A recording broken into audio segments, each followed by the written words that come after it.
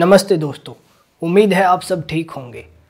सरपंच हमारे लोकतंत्र की सबसे छोटी और सबसे ज़रूरी कड़ी है।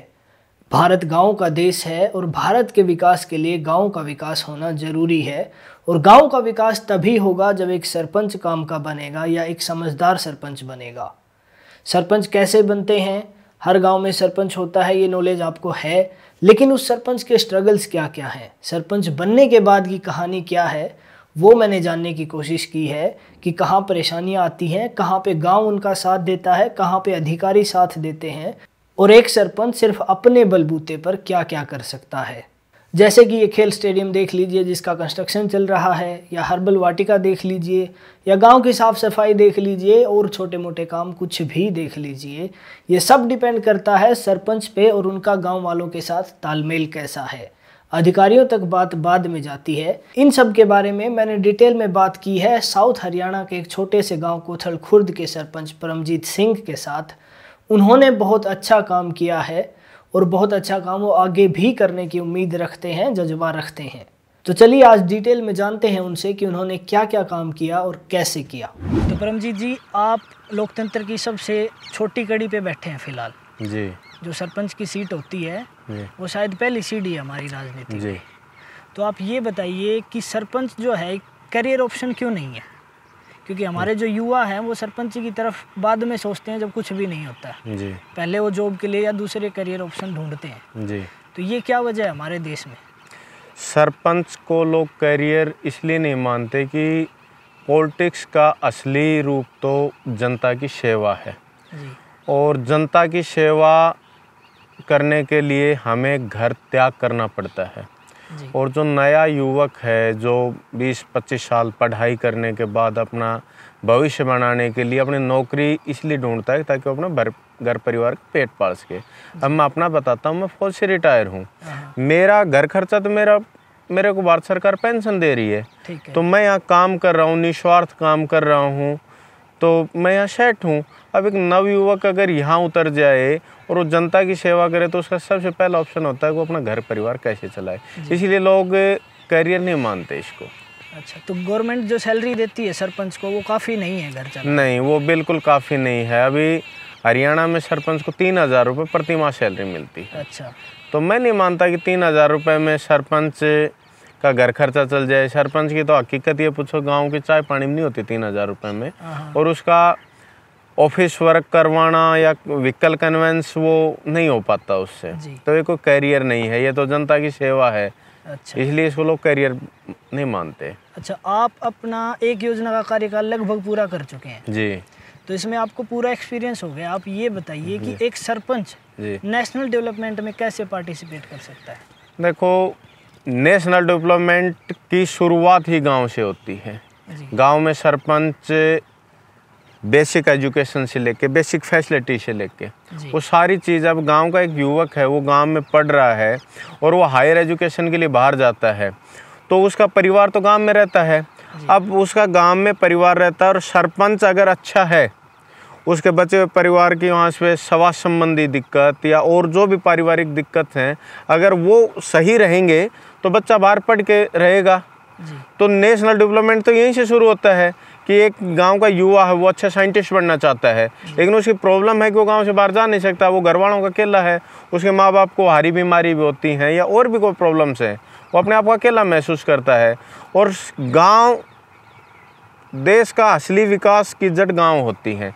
गांव में सरपंच सही काम कराए, बच्चा बाहर पढ़े, भाईचारा सबसे ज़्यादा है। अब शहर में फ्लैट हैं, पड़ोसी को नहीं जानते हैं तो एक गांव के दूसरे गांव को जानते हैं। तो मेरा ये मानना है कि अगर गांव का विकास होगा तो देश का विकास है, और विकास की पहली सीढ़ी गांव से शुरू होती है। अच्छा, तो गांव में आप सरपंच हैं जी, ये एक गांव को देखें तो सबसे बड़ा पद है जी, लेकिन इसमें जो गाँव के लोग हैं उनका क्या रोल होता है एक अच्छा सरपंच बनाने में? गांव का तो अहम रोल है, ये लोकतंत्र है। यहाँ पे वोट जिसको ज़्यादा मिलेंगे, लोग जिसको ज़्यादा लाइक करेंगे वो सरपंच बनता है। गांव के लोग ये देखेंगे कि ये आदमी हमारा विकास कर सकता है, सरपंच बना दिया। सपोज करो किसी को भी 2-4 या जो भी कैंडिडेट होंगे, अगर एक होगा तो अनपोज बन जाएगा, उसका तो कोई जवाब ही नहीं। 2 कैंडिडेट खड़े हैं, एक कैंडिडेट को उन्होंने जिता दिया, जिताने के बाद भी गाँव वालों की जिम्मेवारी ख़त्म नहीं होती। सरपंच के साथ किसी कार्यालय में जाना हो, कई जगह ऐसी होती है जहाँ गैदरिंग की ज़रूरत पड़ती है हमें अपने मांग रखने के लिए। अब सरपंच एक वो पूरे गांव को लीड करता है, लेकिन कई बार ऐसी जगह होती है कि हमें गैदरिंग की ज़रूरत पड़ती है, वो सरपंच के साथ वहाँ चाहिए। दूसरा, गांव में, मेरे गांव में 1350 लगभग वोट पोलिंग होती है। मेरा एक माइंड है, उनके 1349 माइंड है। कुछ काम ऐसे हैं जो मुझे पता भी नहीं लगता, वो ध्यान दिलाते हैं। हमारे जीपीडीपी बनती है, अच्छा, उसमें पूरे साल के काम तय होते हैं। उसके लिए ग्राम सभा होती है, सभी से पूछा जाता है, वार्ड के पंच से पूछा जाता है, आम आदमी से पूछा जाता है कि भाई आप कोई भी काम बताओ जी। तो गांव के लोग ही तो तय करेंगे कि भाई हमें करवाना क्या है सरपंच से। सरपंच तो गांव के लोगों से जो प्रस्ताव आएगा ग्राम सभा में पास करके, ग्राम पंचायत की कार्रवाई में पास करके उच्च अधिकारियों को भेज देगा, लेकिन तय कौन करता है? ग्राम सभा जी। इसलिए गांव के लोगों की सबसे बड़ी बात है। गांव के लोगों का जो पार्टिसिपेशन आपने बताया ये सरपंच बनने के बाद का है जी, लेकिन जहां तक मेरी प्रैक्टिकल नॉलेज है जी, सरपंच बनना ही अपने आप में एक लड़ाई है। आपकी बात 100% सही है। उसमें करप्शन बहुत होता है जी, उसका क्या कोई सोल्यूशन हो सकता है? करप्शन देखो, हर तरह के लोग हैं जी, हर एक को एक पहल करनी पड़ती है। अगर जो सरपंच करप्शन करेगा बनने के लिए भी, तो हम उससे क्या उम्मीद करें कि वो आगे काम करवाएगा? क्यों? उसने पहले जो करप्शन किया है वो पहले उसको पूरा करेगा। हाँ। और जिस ग्राम पंचायत में ये वाहियात के खर्चे नहीं होते, जो लोग एक दूसरे को विश्वास करके वोट देते हैं, वो सरपंच गलत काम करेगा तो लोग उसको टोकेंगे। और वही लोग अगर उसको किसी लोभ में वोट दिए हैं, किसी लालच में वोट दिए हैं, सरपंच सीधा कहेगा भाई आज आप काम चाहते हो, जिस दिन इलेक्शन हो रहा था उस दिन तो आप मेरे से पैसे मांग रहे थे, अब मेरे घर में पेट थोड़ी है। तो सरपंच जितनी ट्रांसपेरेंसी से बनेगा उतनी ही ट्रांसपेरेंसी से काम करेगा। अच्छा, हमारे यहाँ एक कहावत है परमजीत जी कि सारा सिस्टम करप्ट है, ऊपर से लेके नीचे तक, और सबका हिस्सा फिक्स होता है जी। इस जाल से सरपंच कैसे निकल सकता है? क्या आप निकल पाए अपनी योजना में? ये कहावत कहीं ना कहीं सत्य भी है और कहीं ना कहीं झूठी भी है। अगर मैं पूरे हवाई किले बनाऊंगा तो मुझे उस जाल में फंसना पड़ेगा जी। मैं यहाँ बैठने के लिए सपोज करो शीट बनाई है योगा करने के लिए, मैं शीट ही नहीं बनाऊं, मैं मेरे पंचों से भी कहूँ इस पे दस्तखत करो और मेरे अधिकारियों को भी कहूँ, तो ये तो पूरा ही करप्शन हो गया। अब अगर मैं ये करप्शन करूंगा तो अधिकारियों को भी मेरे कुछ ना कुछ देना पड़ेगा, मेरे पंचों को भी देना पड़ेगा, मुझे गांव के लोगों को भी कुछ ना कुछ चुप रखना पड़ेगा। मैं यहाँ बना रहा हूँ, मैं अपने अधिकारियों को बोलूँगा, अपने पंचों बोलूँगा भाई ये बनाई है आप लोगों को करने से जाके आप चेक करो जी। क्या करेंगे अधिकारी? कौन पैसा मांगेगा? ऐसा कुछ भी नहीं है, ये ऐसा कहीं कोई फिक्स नहीं है।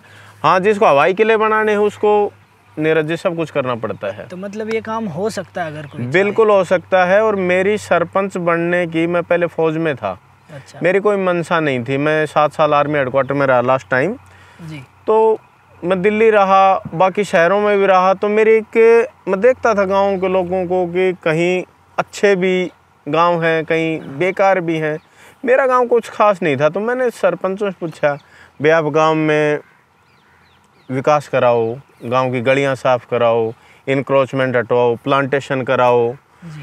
तो गांव के लोग बोलते थे बेटा तू बाहर रह के आया है और ये चीज़ें सब कहने के लिए हैं, फिर आप प्रैक्टिकल करोगे ना तो इम्प्लीमेंट हो नहीं सकती।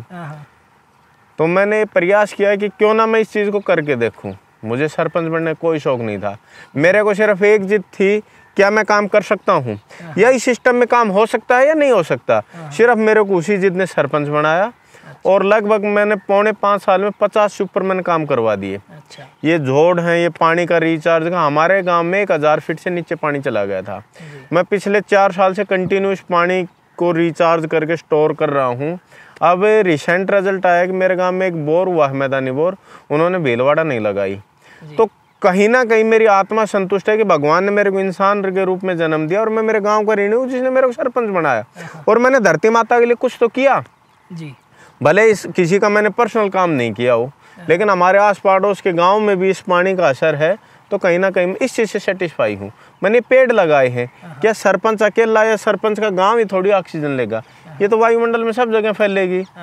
ये इतने पेड़ हैं, पहले काटते थे लोग, ज़रूरत के अनुसार काटते थे, ज़रूरत अपने हिसाब से एडजस्ट होती है। हमने इनको रोक के आप देख सकते हो मेरा पूरा ग्रीनरी है, या कोई भी आता खुश होता है, तो कहीं ना कहीं मेरी आत्मा संतुष्ट है कि भाई ये काम हो सकता है और आदमी जिद करे तो पूरा भी करे। ठीक है। कितने पेड़ लगा चुके हैं आप सरपंच कोटे से? मैं सरपंच कोटे का कोई पेड़ नहीं होता, एक शौक होता है।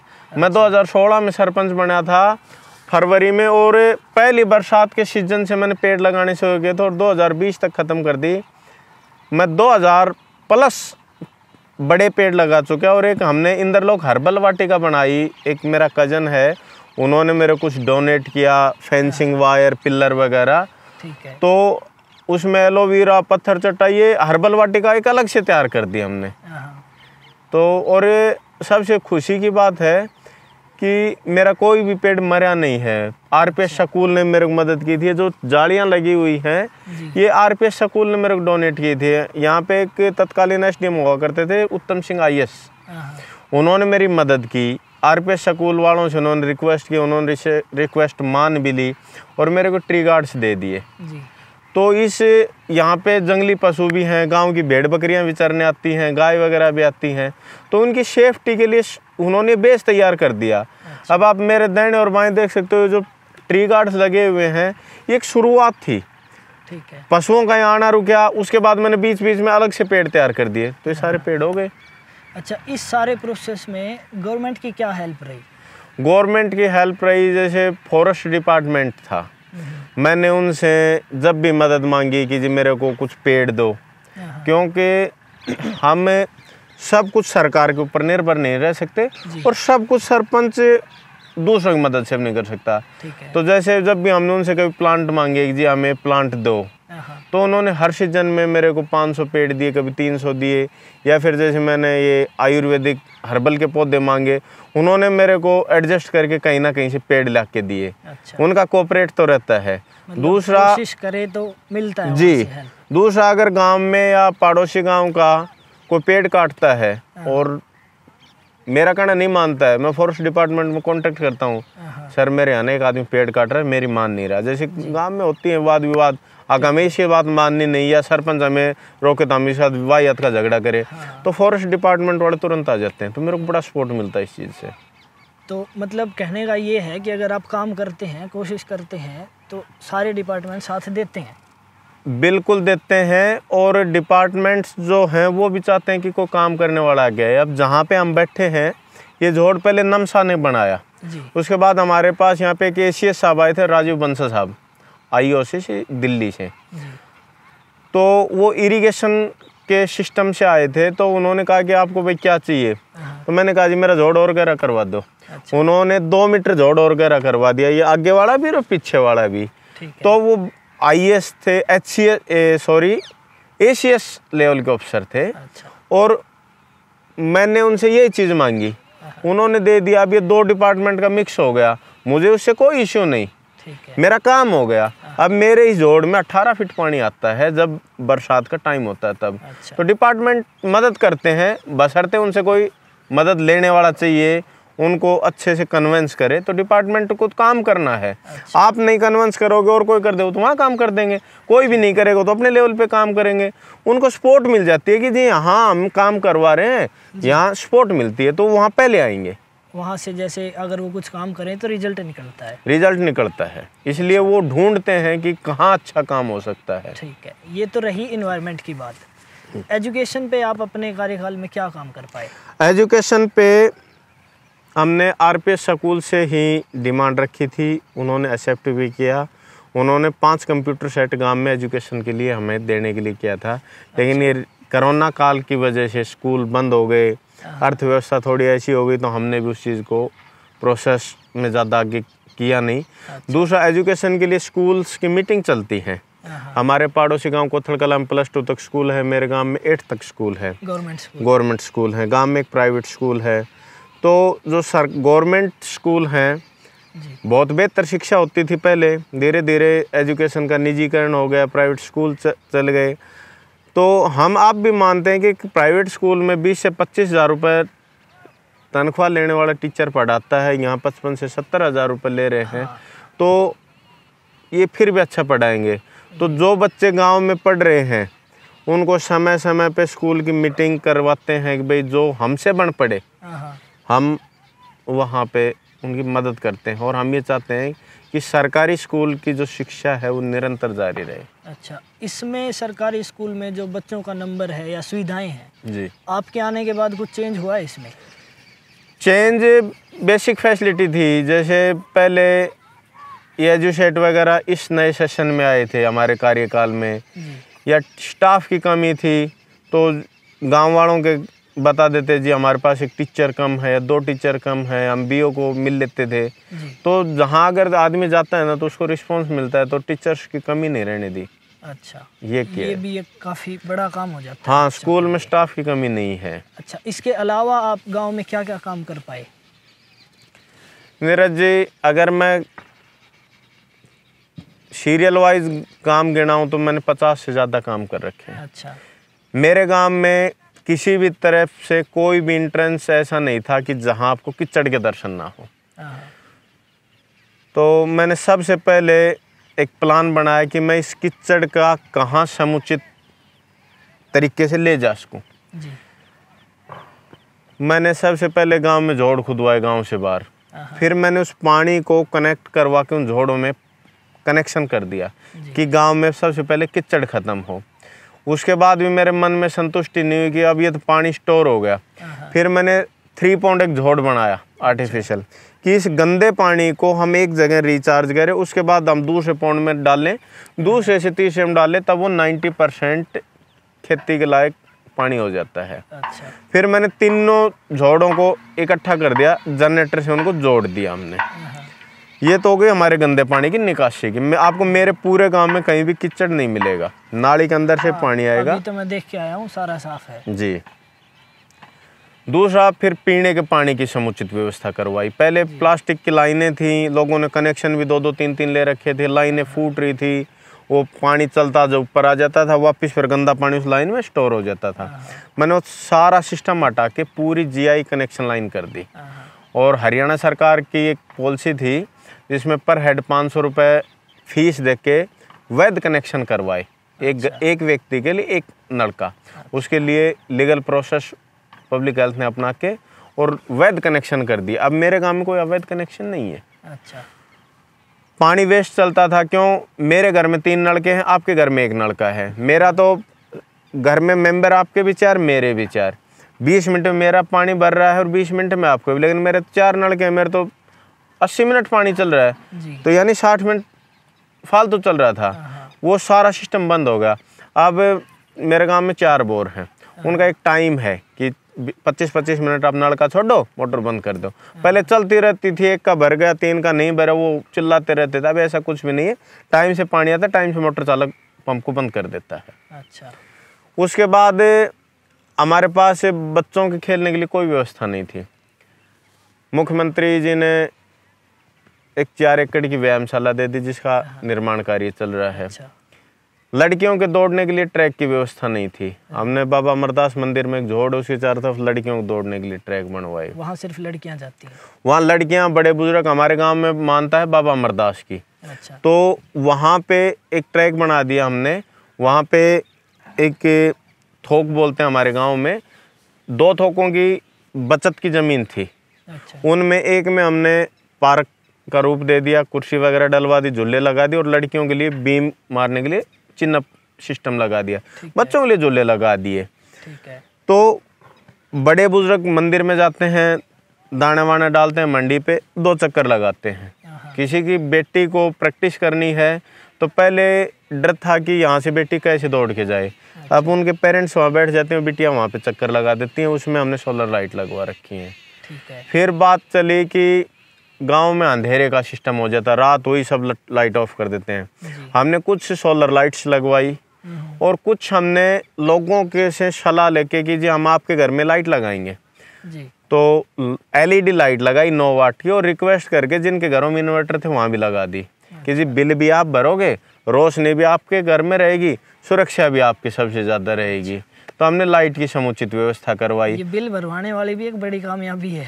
ये 9 वाट की थी। देखो जी, लोगों को कन्विंस करना पड़ता है कि आप एक बल्ब को 1 घंटा चलाते हो 100 वाट का, आप 9 वाट की एलईडी रात भर चला लोगे, बात वही है। और इतना गांव में ना सब लाइट मिसयूज हो ही जाती है, तो लोगों को धीरे धीरे समझ में आ गई। दूसरा सबसे बड़ी कि सुरक्षा हो गई। फिर हमने गांव में कोई भी बाहर से आता था, कहीं राहगीर आता था, तो उसके लिए ऐसा बैठने कुछ नहीं था। हमने गांव के चारों तरफ बेस्क्यू शेल्टर जैसे शेड बनवाए। अच्छा। अब शेड बनवा दिए, उसके लिए हमने कुर्सियां डलवाई, वो पंचायत फंड से नहीं डलवाई। जो भी हमें आदमी लगे कि संपन्न है, नौकरी लग गया, इसके पेरेंट्स अच्छे हैं, उनको बोला कि भाई आप अपने दादा के नाम से या किसी के फादर एक्सपायर हो गए भाई, उनके नाम से ना आप यहाँ एक कुर्सी डलवाओ। धीरे धीरे चलन सा होगा। तो आप मेरे गांव में देखोगे जगह जगह जहाँ भी कुर्सियाँ लगी, कोई भी पंचायत फंड की नहीं है, सब इंडिविजुअल लोगों ने डलवा दिया अपने पेरेंट्स के याद में ना, कि ये श्रीमती मिश्री देवी वाइफ ऑफ श्री छोटू राम की याद में उनके पुत्र महावीर और उनके पुत्र मंजित ने डलवाई। तो एक मुहिम से चली, तो हमारे गांव में काफ़ी कुर्सियाँ लग गई। अच्छा। उसके बाद आता है जी सफाई की व्यवस्था का। रिक्शा हमने स्वीपर को ला के दी, फिर गांव के लोगों को इकट्ठा सा करके भाई इनकी मदद करो। तो धीरे धीरे आप हमारे गांव में देखोगे एक लेडी स्वीपर है, फिर भी हमने अपने तरीके से बेहतर काम किया है। फिर उसके बाद जी हमने एक शमशान घाट थे हमारे दो, एक हरिजन ऐसी शमशान घाट, एक जर्नल का शमशान घाट। तो शमशान घाटों की हालत बहुत बदतर थी, और इंसान पूरी उम्र इस भौतिक दुनिया में पैसे के पीछे या एक दूसरे के मोह माया के चक्कर में पड़ता रहता। और जब लास्ट जगह हम जाते हैं, वहाँ आदमी के खड़े होने के लिए जगह नहीं थी। हमने उसको पूरे को साफ करवाया, अच्छे अच्छे सुंदर पेड़ पौधे लगवाए, शेड लगवाए, दाह संस्कार जहाँ होता है, और मेन रोड से जहाँ तक मुर्दे का अंतिम संस्कार है, तो दोनों शमशान घाटों में सेम प्रोसेस करवा दिया। इसके बाद आए जी गांव में जो गलियां थी, एक हमने हमारा गौर बोलते हैं, वो 11 फुट से शुरू होता है, 80 फीट चौड़ा है। अच्छा। लोगों के अवैध कब्जे थे, उसमें पशु बांधते थे, कीचड़ था, कहीं पानी निकलने का सिस्टम नहीं था। वहाँ बनाने लगे तो लोगों ने काफ़ी विरोध भी किया। विरोध इसलिए किया कि जो आदमी 40 फुट जगह फ्री में बरत रहा है, उसको हम बोलेंगे भैया खाली करो, तो विरोध तो जायज़ है, उसकी भी गलती नहीं है, मानव का स्वभाव ही ऐसा है। तो हमने पूरा बना दिया उसको, और 1 इंच के ढाल पे हमने काम किया कि किसी पहले कई लोगों के पुराने सरपंचों की गलती से एक को बेनिफिट पहुंचाने के लिए दूसरे का घर दबा दिया। पानी का कहीं निकासी नहीं, लोगों ने उल्टी पैड़ियाँ बना रखी थी कि चौखट तो ऊंची हो गई, घर नीचा हो गया। हमने वो सारा लेवल करवा के उन लोगों के मकानों की लाइफ बना दी। फिर बाद में हमारे पास झूले आए बच्चों के लिए, तो वो रास्ता कम इस्तेमाल होते, वो घोर थी, वहाँ पहले गाय बैठते, हमने झूले लगवा दिए। इसके बाद आई जी गांव में जहाँ भी पंचायत की जगह पड़ी थी, गांव के बाहर थी, एक अब गांव के बाहर साइड आपने देखा होगा, वहाँ 2-3 सरकारी बिल्डिंगें थी, वहाँ हमने पूरे की 4 दीवारी करके हमने पेड़ लगा दिया। फिर ऐसी जो बस्ती है वहाँ पे हमने, वहाँ उनके पास शादी वादी करने के लिए कोई जगह नहीं, रोड को फोड़ना, वहाँ टेंट लगाना, वहीं प्रोग्राम करना। जी साधन आओ तो यहाँ शादी है, वहाँ उन लोगों को समझा बुझा के अच्छे से, और पूरे को उसके बाउंड्री की। अभी मैंने उसको ट्रैक बनवा दिया एक, वहाँ भी कुर्सियाँ डलवा दी। अब वहाँ पे एक शेड और बनवा रहे हैं ताकि उनकी शादी ब्याह वहाँ आराम से हो सके। इसके बाद आ जाओ जी गांव की जितनी भी गलियाँ कच्ची थी, यहाँ पे बीपीएल प्लॉट तक रास्ता आता था, यहाँ हम आए हैं, यहाँ पे रास्ता आ रहा है। ये सरकार के पीछे पड़ के, मंत्रियों के, अधिकारियों, किसी के पीछे गए। मेरे गांव में शायद 1 या 2 गली कच्ची हैं, मैक्सिमम गलियां पक्की हैं। अब हम चल दिए जी खेतों के रास्ते की तरफ। खेतों में जहां हमारी आजीविका का मेन साधन वहीं पे है, उन रास्तों को भी क्यों ना पक्का करवाया जाए। तो 27.5 फीट के रास्ते थे, तो हमने सिर्फ 16.5 फीट के 3 क्रम के रास्ते बनाए। 1 क्रम इस साइड में छोड़ दिया, 1 क्रम इस साइड में छोड़ दिया। एक तो जमींदारों की पाइपलाइन चली जाए, दूसरे जो वहाँ पे पेड़ पौधे लगे थे वो बचे रह गए। तो काम से काफ़ी मैं भी संतुष्ट हूँ, मेरी आत्मा संतुष्ट है। दूसरा हमारे सबसे मेन था कि हमारे पानी 1000 फीट से नीचे बेलवाड़ा करते थे, जो पत्थर काटने की मशीन थी वो करती थी। तो हमने इस नदी का नक्शा निकलवाया जी, पानी कहाँ से जाता था। अवैध माइनिंग होती थी इसमें। अच्छा। पड़ोसी गांव भी करता था, हमारे गांव भी करते थे। अपने गांव वालों को मना किया हमने, बाहर गांव वालों के सरपंचों से कांटेक्ट करके भाई हमारे गांव के आप हद के अंदर आप माइनिंग नहीं करोगे। उसके बाद जहाँ से पानी का नेचुरल रास्ता था, हमने जेसीबी वगैरह लगा के उस रास्ते से पानी लेके आए। विरोध भी हुआ पड़ोसी गाँव वालों के, उनको डायरेक्ट पानी मिल जाता था, रास्ते से जाता उनको लेट होता था। इसके बाद अधिकारियों से संपर्क करके हमने एक जोड़ बनवाया, दूसरा बनवाया, तीसरा बनवाया, अब चौथे की तैयारी चल रही है। अच्छा। तो इसका ये बेनिफिट हुआ कि हमारा पानी का लेवल काफ़ी ऊंचा हो गया। ठीक है। तो काम में तो प्रयास कर रहे हैं। एक पावर हाउस सैंक्शन करवाया हमने, वो टेंडर में लगा हुआ है, अभी आया नहीं है। व्यायामशाला का काम चल रहा है। और जो भी सरकार से अच्छी स्कीम आई हमने उसको इम्प्लीमेंट करना चाहा। पंचायत घर हमने बनवाया, हमारे पास पंचायत घर नहीं था। वहाँ गांव के बीच में एक जगह थी, लोग कूड़ा डालते थे। अब ये सीधी सी बात है कि गांव के बीच में कहीं अगर वेस्ट जगह है तो लोग उसको डस्टबिन मानते हैं। उसको पूरा खाली करके हमने उसको भी अच्छा सा पंचायत घर बना दिया। 2 आंगनबाड़ियाँ थी, उनकी 4 दीवारी नहीं थी, उनको 4 दीवारी कर दी। और जो हमसे बेहतर बन सका गांव में, ग्राम सभा में या वैसे किसी ने बता दिया कि जी गांव के हित के लिए काम अच्छा है, हमने उसको पूरा करने की कोशिश की। और सबसे प्लस पॉइंट ये रहा कि लगभग 4.5 साल हो गए हमारे गांव में आज तक काम बंद नहीं हुआ। ऐसा कोई दिन नहीं रहा कि जिस दिन गांव में कहीं ना कहीं कोई काम ना चलता रहा। पंचायत के लिए हमने एक तो एग्रीकल्चर के लिए बोर किया, 2 पीने के पानी के लिए बोर किया, एक गांव में और एक बीपीएल प्लॉट्स के लिए। अच्छा, ताकि यहाँ पे लोग बसें तो उनको पानी पीने के लिए मिल जाए। हमारे गांव में 2-3 ढाणियाँ हैं, एक ढाणी में तो लाइन हमने पहुँचा दी, दूसरी में 1 या 2 दिन में उनको भी पीने का पानी देंगे। एक गांव में जगह थी जहाँ पे लोगों का अवैध इंक्रोचमेंट था, उन्होंने बुल शेड बना दिया। यहाँ गांव में सब भैंस पालते हैं तो झोटे की कोई व्यवस्था नहीं थी, तो बुल शेड वहाँ पे हमने बनवाया। अच्छा। और दूसरा, आप मेरे गांव में गए भी हो, आपको कहीं झटका नहीं लगा होगा। कहीं भी रोड डैमेज रहा, हमने उसको अभी रिपेयर चल रही है, मैक्सिमम तो कर दिया कि गाँव, हाँ वो काम कर रहे हैं ताकि उनको झटका ना लगे। तो जो गांव में बेसिक फैसिलिटी होती है, स्वच्छ पानी पीने के लिए दो, गंदे पानी की निकासी कर दो, आजीविका के लिए बोर हो गए। और काफ़ी लड़कों को हमने सरकार द्वारा जो ट्रेनिंग चलती हैं, कहीं मधुमक्खी पालन है, फिशरीज की है, गोट फार्मिंग है, इस पे भी हमने फोकस किया है कि लोग आजीविका के लिए बाहर ना जाएं। अच्छा जी।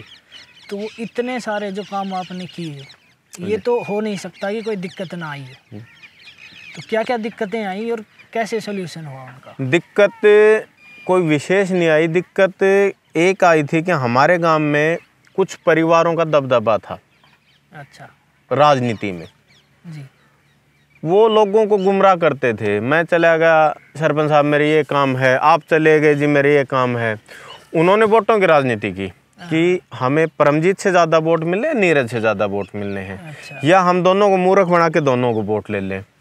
धरातल पे काम नहीं करना, आप गलत कर रहे हो सही कर रहे हो, वो वोटों को देखते थे। हमने इस चीज़ को मिटाना चाहा कि भाई गांव ने सरपंच बना दिया, मेरे बच्चे को बोलेंगे ये फलाने परमजीत सरपंच का बेटा है, मेरे पोते को बोलेंगे परमजीत सरपंच का पोता है। तो हमें ज़रूरी नहीं कि हम 3 पीढ़ी हम ही सरपंच बैठे रहे, जो अच्छा काम करे गांव का सरपंच बने। तो उन लोगों ने झगड़ा करना शुरू किया, झगड़ा कर लो जी। इसके बाद उसमें उनकी पार नहीं पड़ी तो कोर्ट में केसेस डाल दिए वाहियात के। उन केसों में धीरे धीरे सब हारते चले गए। फिर इन्होंने परेशान करने का एक जरिया ढूंढा कि आरटीआई मांगना शुरू कर दो। अच्छा। कि 2-2 हज़ार पेज की आरटीआई मांगेंगे, सरपंच पूरा दिन फोटो स्टेट करवाता रहेगा, सरपंच काम नहीं कर पाएगा। उससे भी पार नहीं पड़ी, 3 लोगों ने सीएम विंडो में शिकायत लगानी शुरू कर दी। अभी तो एक रिसेंट शिकायत लगी, आपको ताज्जुब होगा कि पूरे महेंद्रगढ़ डिस्ट्रिक्ट में 3 आईएएस हैं। अच्छा। और मेरे गांव के एक सज्जन ने सीएम विंडो में शिकायत लगाई कि इसके रिकॉर्ड की निगरानी के लिए एक आईएएस अफसर को नियुक्त किया जाए। अब बताओ, पूरे डिस्ट्रिक्ट में 3 आईएएस हैं और एक आईएएस मेरे को दे दो, वो भी सरपंच के रिकॉर्ड की निगरानी रखे। तो उन लोगों का कोई उद्देश्य नहीं है, गांव को भला नहीं कर सकते वो, उन लोगों को तो परेशान करना है कि सरपंच कैसे हरासमेंट हो। गांव में बीपीएल परिवारों के लिए मकान बनने थे, नाम मांगे गए थे, हमने ग्राम सभा में नाम दे दिए। तो जो उन सज्जनों ने क्या किया कि उनके भी सीएम विंडो में शिकायत डाल दी। जी ये तो सरकारी पेंशनर हैं, अब उनको ये बताया जाए कि जो सरकारी पेंशनर उसका बीपीएल कार्ड नहीं होता, इस चीज़ को पता नहीं, क्योंकि दूसरों को खड्डे डालने के चक्कर में खुद सब कुछ भूले बैठे हैं। यानी छोटी सी बात के लिए भी क्या करो, सीएम विंडो लगा दो। उनको ये बात पता था कम से कम इसके 2 दिन खराब होंगे, तो उन लोगों ने काफ़ी ये प्रयास किया कि इसको भटका दिया जाए रास्ते से। लेकिन मेरे गांव समझदार है, मेरे गांव में यूनिटी है और उन गांव के लोगों को ये पता है कि अच्छा कौन है और बुरा कौन है। अब वो सोचू एक बिल्ली खाकर हज करने को चलिए वो कर रहे हैं, उन्होंने ज़िंदगी में कोई अच्छा काम किया नहीं, और अब वो भला बन के देख रहे हैं कि जी हम अच्छे हैं, ये सरपंच तो खराब है, ये तो गलत काम करता है, तो भैया मेरे को साबित कर दो। तो इन्होंने मानव अधिकार आयोग में शिकायत लगा दी। अधिकारियों ने जांच की, तो जांच करने वाले अधिकारियों के खिलाफ फिर मानव अधिकार में शिकायत लगा दी कि जी ये तो जांच करने वाले तो घर बैठ के जांच कर गए। तो श्री विश्राम सिंह जी मीणा अपने SDM है, IAS हैं, उन्होंने मौके पे आके जांच की और सारे पॉइंटों की जांच करके मेरे को फिर क्लीन चिट दे दी। अब उसमें क्लीन चिट मिल गई, तो उसमें क्लीन चिट मिलने के बाद अभी उन्होंने फिर CM विंडो लगाने से जी हमारी कहीं सुनवाई नहीं होती। अब उनको बताओ कि देश में जो IAS ऑफिसर है वो प्रशासनिक सेवा का सबसे बड़ा अधिकारी होता है, वो आके मौके पे जांच कर गए। अब मैं ये पेन है, मैं इसको बोल लूँ जी ये ना फ्लेयर का पेन है, बोला नहीं जी ये तो कलम है जो संठे की बनती है। अधिकारियों ने कहा भैया पेन है, बोले ना जी हमारी सुनवाई नहीं होती। अबे उन मूर्खों को कौन बताए, पेन को तो पेन कहा जाएगा, इसकी ज़्यादा आप इसको रिफाइंड करोगे तो आप बोल दोगे आगे से खुलता है, ये इसकी ये वैल्यू है, ये ऐसे ऑफ होता है, इससे ज़्यादा कुछ नहीं कर सकता, लेकिन रहेगा तो पेन ही। अब मैंने गाँव में काम किया तो काम तो गाँव में दिखेगा ना। अब वो कहेंगे लाके अफसर साहब को बोले जी छत तोड़ दी और नई बना दी। मेरी MB में मैंने सिर्फ जो टाइलें ली थी 2100 वो टाइलें आई हैं, उसको लगाने की 3000 मजदूरी आई है, फिर भी अफसर को बोले नहीं जी छत तोड़ के इसने दोबारा लगाई है, इसमें घपला कर दिया। अबे सज्जनों, अगर उसमें 2200-2100 टाइल कंजप्शन हुई है, 3035 जो मजदूरी आई है, जब वो उसके अलावा कुछ है नहीं, अब लेंटर तोड़ने में तो लेबर भी चाहिएगी, मेरे को रॉ मटेरियल भी डिस्पोज करना पड़ेगा, मेरे को नया मटेरियल भी खरीदना पड़ेगा। नहीं जी हम नहीं मानेंगे इसने छत तोड़ी है, तो वाहियात की बातें हैं। अच्छा, तो कठिनाइयाँ तो इन्होंने खूब लाने की कोशिश की, ऑब्स्टिकल भी डाले, लेकिन गांव के लोग मेरे साथ थे और जीत हमेशा सच्चाई की होती है। आज दशहरा है, आप इसी मौके पे आए हो, समय लग सकता है, सच को सामने आने में सिर्फ समय लग सकता है। अगर कोई आदमी कितनी भी आपको बाधा डाल दे, वो आपका समय व्यतीत कर सकता है, लेकिन वो छुप नहीं सकता, सच सामने आएगा और लोगों को ये मानना पड़ेगा। उसके बाद अब सूरज डेली पूर्व से उदय होता है, अब सर्दियों में धुंध आ जाएगी, तो लोग कहेंगे नहीं नहीं भाई सूरज ने निकलना बंद कर दिया, ये देखो दोपहर में सूरज इधर से निकला है, लेकिन ये सच्चाई नहीं है। सच्चाई तो ये है कि लोगों को पर्दा हटाना पड़ेगा, भैया धुंध का मौसम है, सूरज अपनी दिशा में उगता है, उसी समय पे उगता है, ये खाली मौसम परिवर्तन हुआ है। तो यही हाल इन लोगों ने गाँव के लोगों को मूर्ख बना के हस्ताक्षर करवा लिए। लोगों के कहा जी हमें पैमाइश करवानी, हस्ताक्षर कर दो।